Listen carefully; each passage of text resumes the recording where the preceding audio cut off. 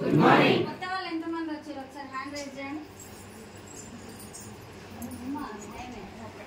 వీళ్ళందరూ గట్టిగా ఒక్కసారి అట్లా ఎంతమందికి ఎక్కువ అనిపిస్తున్నాయి చెప్పండి. ఒక్కసారి హ్యాండ్ రైజ్ చేయండి. వాళ్ళు రేట్లు ఎక్కువ ఉన్నాయి అన్న వాళ్ళు మాత్రమే. లీడర్స్కి ఏం లేదు, ఆల్రెడీ డిసైడ్ అయ్యారు వాళ్ళు.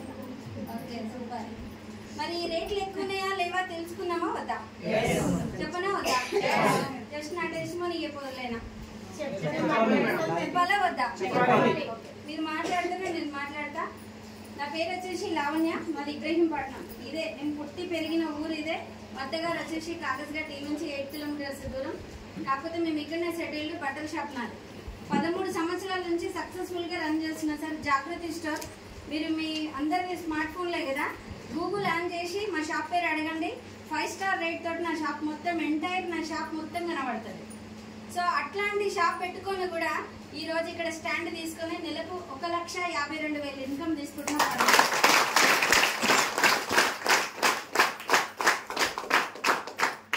మరి 20,000, 30,000, 40,000, 50,000 లాస్ట్కి 1,00,000 సంపాదించిన వాళ్ళు ఇట్లా కాలర్ ఎగరేసి నేను తోపుని అని మాట్లాడతాను. ఎస్ సార్, 1,00,000 సరిపోతుందా సార్? ఇప్పుడున్న స్టాండర్డ్ లైఫ్ లా 1,00,000 సంపాదిస్తే ఉన్న ఫ్యామిలీ గడుస్తుందా? నిజం చెప్పుకోవాలి, గుండె మీద చేయి వేసుకొని మాట్లాడుకోవాలి మీకు మీరే. నిజంగా మనం తోపులమా కాదా? ఈ రోజు స్టాండ్ తీసుకుంటున్నాం అదృష్టవంతులము అంటే అప్పు లేకుండా నొప్పి లేకుండా ఇలా జీవిస్తున్నాము అంటే అప్పు పెట్టుకొని నొప్పి పెట్టుకొని వెనకాల పుట్టడు రోగాలు పెట్టుకొని మనం ముందుకు 1,00,000 సంపాదిస్తున్నా అది గ్రేటా కాదా? Yes sir. 1,00,000 రూపాయలు సంపాదించుకుంటే వంట నిండా షుగర్ పెట్టుకుంటే గ్రేట్ అది. మరి ఆ రోగాలకే వస్తాయి కదా సార్ డబ్బులన్నీ. ఎస్ సార్ నా. మరి చూడండి అన్ని ఉన్నాయి. నాకు పొలం ఉంది, భూమి ఉంది, ఇల్లు ఉంది, 2 కార్లు ఉన్నాయి, ప్లాట్లు ఉన్నాయి, ఎవ్రీథింగ్ అన్ని ఉన్నాయి. 2 పిల్లలు, పాప వచ్చేసి 9th, బాబు వచ్చేసి 10th స్టాండర్డ్. ఇద్దరికి 5 లక్షలు కట్టుకుంటూ సంవత్సరానికి 5 లక్షల ఫీజు కట్టుకుంటూ మంచి లగ్జరీ లైఫ్ లీడ్ చేస్తున్నా. అయినా కూడా దీంట్లోకి ఎందుకు వచ్చిందంటే ప్యాసివ్ ఇన్కమ్. కావాలా వద్దా? మరి కరోనా లాంటి కరోనా మళ్ళీ ఇంకొకసారి ఏదైనా వైరస్ వచ్చింది అనుకో, ఇప్పటికే ఇబ్రహీంపట్నంలో దాదాపు ఒక 500 బట్టల షాపులు కాస్త 150 షాపులో పడిపోయింది. 300 షాపులు ఎటువైనాయి అంటే తీసేసారు. ఎస్ సార్ నా.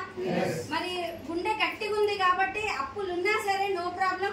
నేను స్టాండ్ తీసుకున్నా, కరోనా లాంటి మళ్ళా కరోనా వైరస్ వచ్చినా కూడా నేను స్టాండ్ తీసుకున్నా, నా బట్టల షాప్ నిలబెడతా. 0 నుంచి వచ్చి ఇవాళ ఒక హీరో లెవెల్కి వచ్చిన నా బట్టల షాప్ లా. మరి వెస్టేజ్ నాకు పెద్ద సమస్య ఏం కాదు కదా. ఇప్పుడు చాలా మంది చెప్తారు నాకు సైడ్ అయితే లేవు, టీమ్ వస్తలేదు అంటే అందరికి అదే సిస్టమ్ ఉందా? నా ఒక్కదానికి అదే సిస్టమ్ ఉందా? గట్టిగా మాట్లాడాలి. అందరికి అదే సిస్టమ్ ఉంది కదా. మరి నాకు ఈ ప్లాట్ఫామ్ పరిచయం చేసి మా ఆడపడుచు Archana madam, BB madam, Pandey sir, MS sir, మా గురుజీలకు ఒకసారి గట్టిగా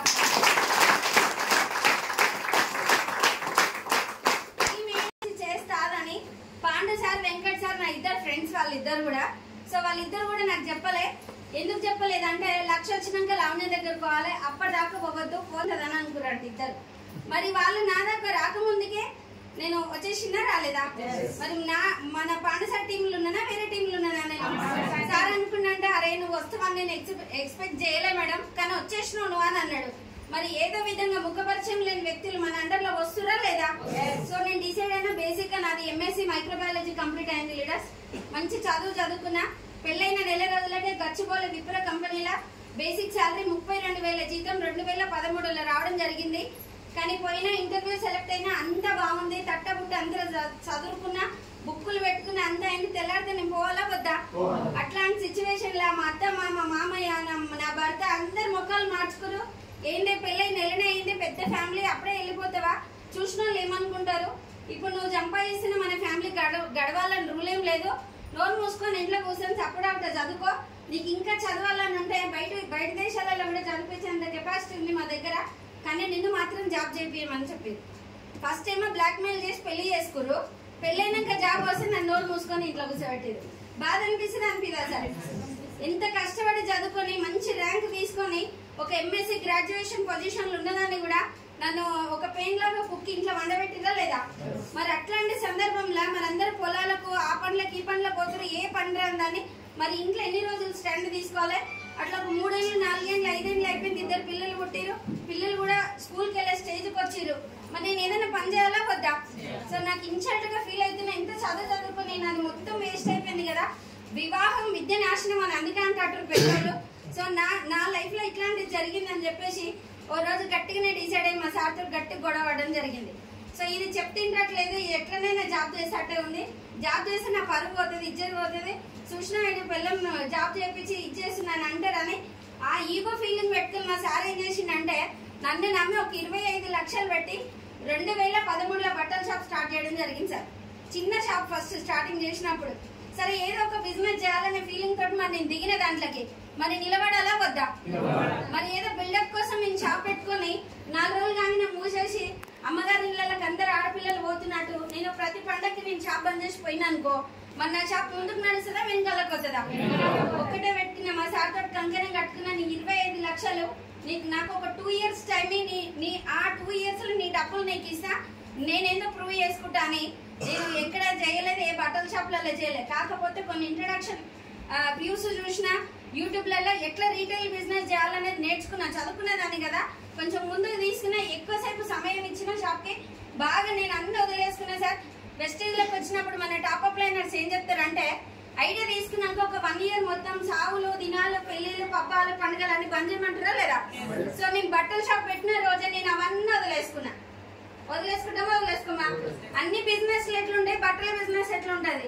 సీజన్ వచ్చిందంటే ఇంకా తిండి తినకుండా వేయాలి వరకు, దసరా వచ్చిందంటే నిద్ర లేకుండా వేయాలి వరకు. అట్లా స్టాండ్ తీసుకొని 25 లక్షల షాప్ కాస్తా ఇక్కడ చాలా మంది నా రెగ్యులర్ గా బట్టల షాప్ వచ్చే కస్టమర్స్ మా ఫ్రెండ్స్, నా షాప్ ఫ్రెండ్స్. సో అట్లా స్టాండ్ తీసుకుంటే ఇలా దాదాపు ఒక 2.5 కోట్ల షోరూమ్ చేసిన సార్. 9 మంది వర్కర్స్ తోటి ఇలా షాప్ లీడ్ చేస్తున్నా. గ్రేటా కదా? జీరో నుంచి వచ్చి లాక్డౌన్ అందరికి వచ్చినట్టు నాకు కూడా వచ్చింది. 2 సంవత్సరాలు షాప్ బంద్ చేస్తే మరి షాప్ లో కంపు వాసన వస్తుందా? స్మెల్ మంచిగా వస్తుందా? గుమగుమలు వస్తుందా? కలిసి వాసన వస్తుందా? అట్లా షట్టర్ లేపంగానే మొత్తం బూజు పట్టి అందులో బ్రాండెడ్ జీన్స్ ఉన్నాయి, బ్రాండెడ్ డ్రెస్సెస్ ఉన్నాయి, అన్ని ఎవ్రీథింగ్ ఉన్నాయి. అన్ని కూడా ఒక 30 నుంచి 40% బట్టలు మొత్తం పాడైనాయి సార్. బాధ అనిపిస్తుందా అనిపించదా? అట్లా ఒక 2 సంవత్సరాల బిజినెస్ పాడైపోయింది. నెక్స్ట్ దాంట్లో ఉన్న స్టాక్ లో ఒక 10 నుంచి 20% స్టాక్ వేస్ట్ అయిపోయింది. మరి దీన్ని ఏం చేయాలి? షాప్ ఉంచినా తీసేయాలన్నా? మరి నాకేం పని రాదు, నాకు బయట నేను ఏం చేయలేను. చేస్తే జాబ్ అనేయాలి, లేకపోతే నా బట్టల షాప్ నాన్న కూర్చోవాలి. మాకు పొలం ఉంది ఊర్లో, నాకేం పని రాదు అది. మరి చేయకపోతే ఇంట్లో లూకుంటారా? సో ఒక్కటి డిసైడ్ నా దేవుడా నువ్వే దిక్కు, ఇక్కడ దాకా గుంజుకొచ్చినా ఇప్పుడు నువ్వే గుంజుకు రావాలని మంచి అగరబత్తీలు రుద్రాక్ష ఉంటాయి కదా అగరబత్తి, అవి ఒక డజన్ అన్ని తీసుకొచ్చిన ఆమూలకు మొత్తం స్మెల్ పెట్టి షటర్ వేసేసి మళ్ళీ ఇంటికి వచ్చిన తెల్లారు లేసే స్మెల్ వస్తుందా రాదా? షాప్ లేపంగానే మామూలు స్మెల్ వస్తలేదు. వచ్చిన అగరబత్తీలు ముట్టించిన, కవర్లు మార్చిన, 50% సేల్ డిస్కౌంట్ పెట్టినా సార్. ఆషాఢం సేల్ వాడేసిన. మరి పోతుందా పోదా? సరే నేను పెట్టిన బెనిఫిట్ రాకపోయినా సరే కానీ నేను పెట్టిన స్టాక్ ఖరీదు నాకు రావడం జరిగింది. సో దాంట్లో మళ్ళీ రెనివేషన్ చేసి దాన్ని మళ్ళీ ఫస్ట్ క్లాస్ మూవీకి తీసుకొచ్చి ఇలా మంచి స్టాండ్ తీసుకుంటే ఈ రోజు కౌంటర్ 30 నుంచి 40,000 కౌంటర్ సార్ పర్ డే. అట్లా షాప్ మెయింటైన్ చేసుకున్న తరుణంలోనే ఇన్ టైంలో ఫుడ్ తీసుకోకపోవడం వల్ల చాలా ప్రాబ్లం దాదాపు ఒక 70 నుంచి 80 కిలోలు వెయిట్ పెరిగింది.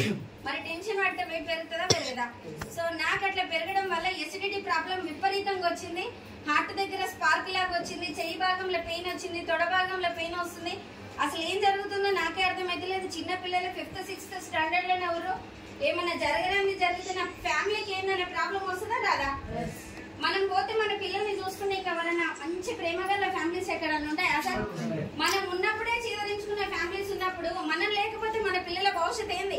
సో అట్లాంటి సిచ్యువేషన్ లో చాలా సఫర్ అయినా, చాలా హాస్పిటల్స్కి వెళ్తే కూడా నాకు ఎక్కడ పోయినా నీకేం లేదమ్మా చాలా బాగున్నావు, ఇన్ టైం లేదేనో ఇన్ టైంలో వండుకో అంటారు. అది ఛాన్స్ ఉందా నేను చేసే బిజినెస్ లో? రోజు తినక ముందుకు ఒక టీనో ప్యాకెట్, తిన్న తర్వాత తిన్నది అరగనేకి ఒక టీనో ప్యాకెట్. అట్లాంటి సిచ్యువేషన్లు ఉన్నదాన్ని నాకు అర్చన మేడం ప్లాట్ఫామ్ పరిచయం చేసింది.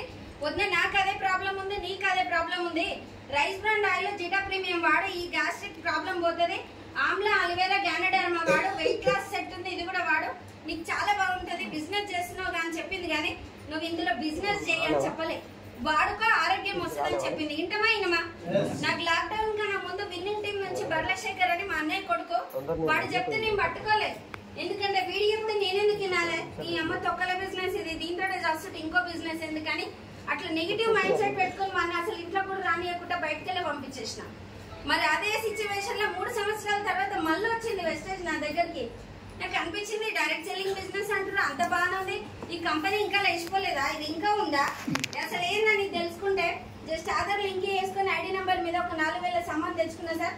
వాడుకున్న ఇంట్లో బయట ట్రెడిషనల్ మార్కెట్ లో దొరికే ఐటమ్స్ అన్ని పక్కన పడేసి ఇక్కడ నచ్చింది ఏంది గ్లాస్ లిక్విడ్, బాత్రూమ్ లిక్విడ్, బట్టల liquid, hair oil, shampoo, cooking oil, tea powder, సప్పులు, ముఖం పెట్టుకునే క్రీమ్స్, ఇట్లాంటివన్నీ అవసరమా కదా. సో ఆడ షాప్ కి వెళ్ళినాక పెద్ద సంచి తీసుకొని పోయినా సూపర్ మార్కెట్ లో ఇట్లా దొరుకుతాయేమో సామాన్ అన్నట్టు అర్చన మేడం స్కూటీ మీద తీసుకొని ఎంజాయ్ పోవడం జరిగింది. ఆడిపోతే నాకు మొత్తం మెడికల్ షాప్ లాక్కన పడుతుంది. ఇట్లా కిందకెళ్ళి మీ దగ్గర చూసిన ఏంది అసలు ఏం షాప్ ఇది, ఎడి పట్టుకొచ్చినాను అంటే జరాగు కూల్ అని చెప్పేసి నాకేమేమి అవసరం ఉన్నాయో అవన్నీ తీసి కౌంటర్ మీద పెట్టడం జరిగింది. మరి పనికొచ్చేట్టుగా పడేసేట్టుగా ఒక్కొక్క దాని గురించి నాకు డీప్ ఎక్స్ప్లెయిన్ చేయడం జరుగుతుంటాను. నూనె ఇది వాడితే వెయిట్ లాస్ కంట్రోల్ అవుతుంది, ఆకలి బాగా అవుతుంది, నిద్ర వస్తుంది, వెయిట్ లాస్ అవుతుంది అని అట్లా చెప్తుంది చిన్న చిన్నగా. సో ఇది వాడితే టీ బాగా తాగుతావు కదా, ట్రెడిషనల్ మార్కెట్ లో రంగు రుచి చిక్కదనం ఉందా అని ఆమె టీవీలో అడ్వర్టైజ్ చేస్తుంది. తెచ్చుకుంటున్నాం, తాగుతున్నాం, అది ప్రతిరోజు కాదు, అట్లా వాడి వాడి వాడి వాడి ఒక 5-6 ఏళ్ళు కంటిన్యూస్ గా ఒకటే బ్రాండ్ వాడితే కెఫిన్ అనే కెమికల్ ఉంది. సో దానివల్ల ఇది రెగ్యులర్ గా వాడినట్టయితే ఆడపిల్లల PCOD, PCS problem, thyroid, kidney stone, hyper thyroidism, next back pain, లోపల వచ్చేసి గర్భసంచిల నీటి పొడుగలు, ఇట్లాంటి రోగాలు వస్తున్నాయంట. ఈ చాయ్ పత్తి వాడితే ఇవన్నీ ఓంగా నువ్వు వెయిట్ లాస్ అవుతావు, మంచి స్మార్ట్ అవుతావు, ఇది వాడు అని చెప్పింది. వాడమా వాడమా ఒక్క మాట కనెక్ట్ అయిపోయి ఆ రెండు కూడా తీసుకున్నా. బేసిక్ గా నేను సైన్స్ స్టూడెంట్ కాబట్టి ఆర్గానిక్ ఐటమ్స్ గురించి కొంచెం